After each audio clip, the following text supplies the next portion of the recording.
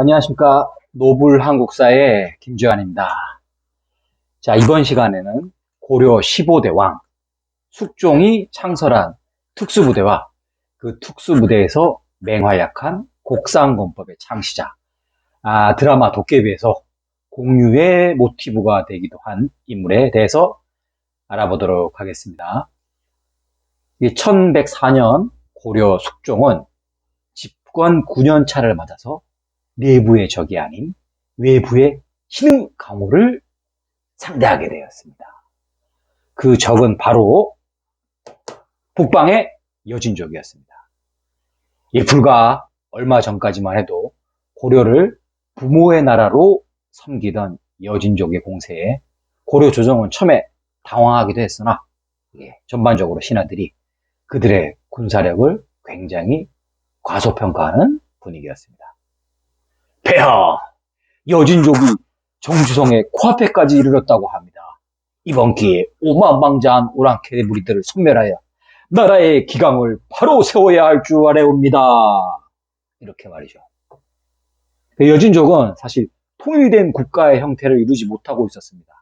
각 부족의 성향과 군사력의 차이에 따라서 고려에 조공을 하는 부족도 있었고 침략을 해서 노략질을 하는 부족들도 있었습니다. 그러던 중에서 북만주 일대에서 활약하던 부족인 완왕부라는 이 부족이 난립양상을 보이던 여진족을 통일하고 합산해 가는 과정에서 고려의 국경에까지 이르게 되었던 것입니다. 이 여진족이 고려의 국경 앞에까지 왔으니까 출병을 해야겠죠. 숙종의 선택은 임간이었습니다. 병마사 임간을 출격시키며 다음과 같이 당부를 합니다. 장군, 여진족을 그저 우리 국경에서만 쫓아내도록 하시오. 그런데 임관은 출정 때부터 다른 마음을 먹고 있었습니다. 전투 초반의 승기에 도취되었기도 했고 이번 기회에 공을 세워야겠다는 마음이 강했습니다. 아주. 저 여진족 놈들 도망치는 꼴 좀 봐거라. 내 이번 기회에 아주 여진족의 씨를 말려버리고 출세도 해야 되겠구나. 임간의 명령에 따라 여진족 깊숙이 침투했던 고려도는 어떻게 했을까요? 전체 고려 병사들이 몰살 위기에 모이게 됐습니다. 여기에 선두에 서 있던 임간은 여진족에게 포위당하고 말았죠. 이때 고려군 후방에서 무명의 장수 한 명이 나섭니다. 저에게 날랫말과 쓸만한 칼을 주시면 임간 장군을 구해오겠습니다. 내 놈은 누구냐? 그나저나 배짱 한번 좋구나. 좋다. 만약 내 놈이 임간 장군을 구해온다면 내 놈의 출세길이 열릴 것이다. 무명의 장수가 딱 나서게 됩니다.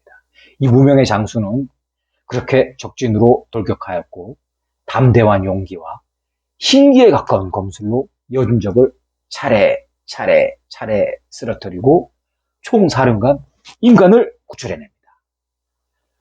이 무명의 장수의 맹활약 덕분으로 여진족의 전열이 잠시 흐트러진 틈타 고려군은 태각 물러가라 후퇴하라 종주송으로 태각해서 겨우 전멸을 면하게 되었습니다.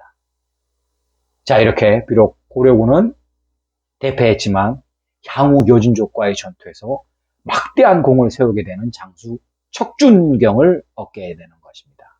이 척준경은 알고 보면 지금의 왕 숙종이 계린공 시절에 계린공의 사저에서 종자로 일하던 사람이었습니다.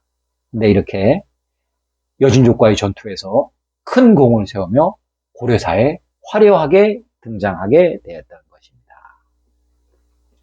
자, 척준경을 얻긴 했지만 고려에겐 위기의 연속이었습니다.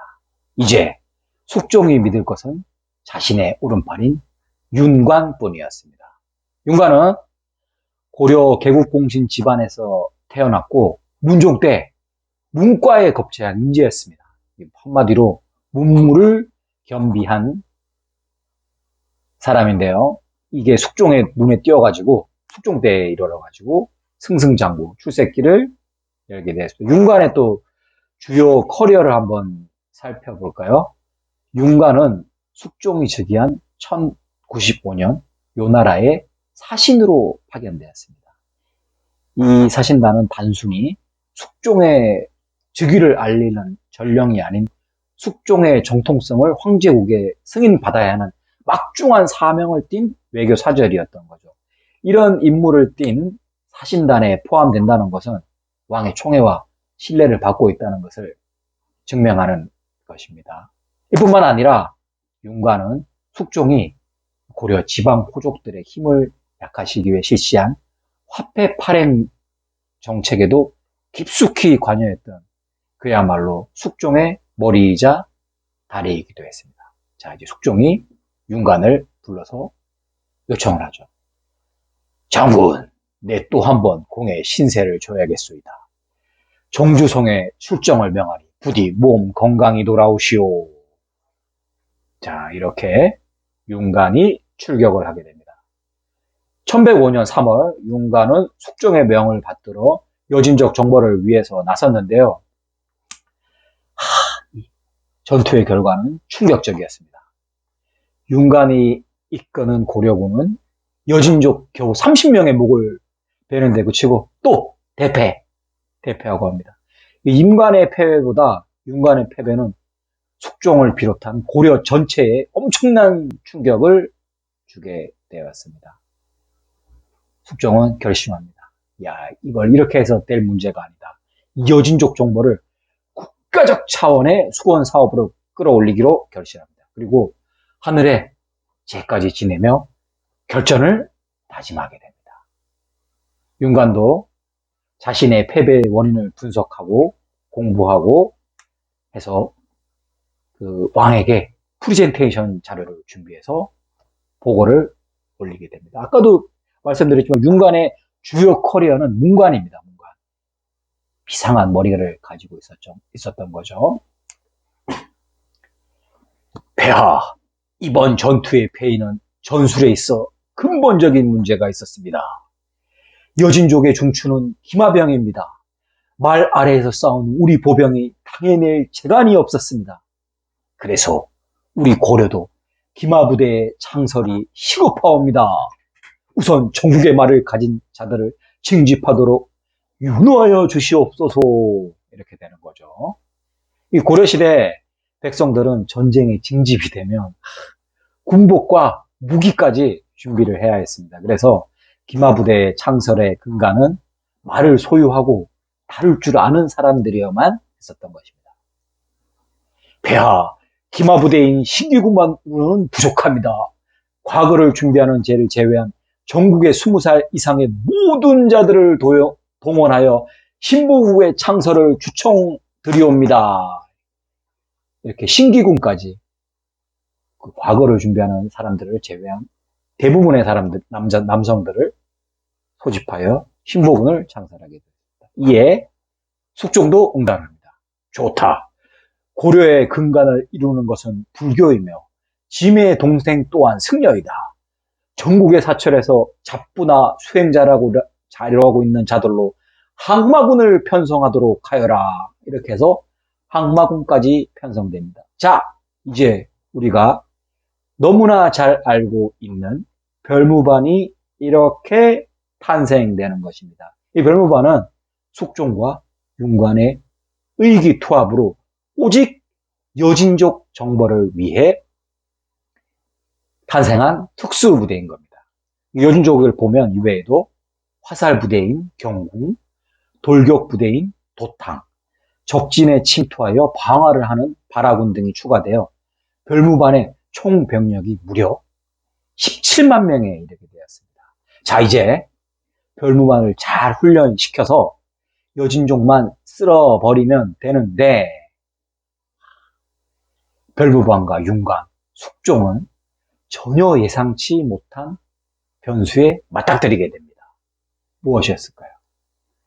별무반 창설 이듬해인 1105년 숙종은 서경에 행차를 했다 일정을 다 마치지 못한 어느 밤 배에 통증을 느끼고 잠에서 깨어나게 됩니다. 아, 몸 상태가 이상하다. 여기서 머무를 수는 없다. 어서 서둘러 개경으로 돌아가자 하고 야밤에 모든 그 사신단을 깨워서 돌아가게 됩니다. 근데 숙종의 슬픈 예감은 정확하게 들어맞았습니다. 숙종은 끝내 궁궐에 도착하지 못하고 장평문 앞 자신의 수레에서 52세를 일기로 생을 마감하게 되고 맙니다. 왕이 객사하고 만 것이죠. 신하들의 전쟁 무용론을 잠재운 강력한 왕권의 숙종이 성함에 따라 별무반의 운명도 한치 앞을 내다볼 수 없게 되었습니다. 자, 다음 시간에는 별무반과 동북 구성에 대해서 더 자세히 한번 알아보도록 하겠습니다. 안녕!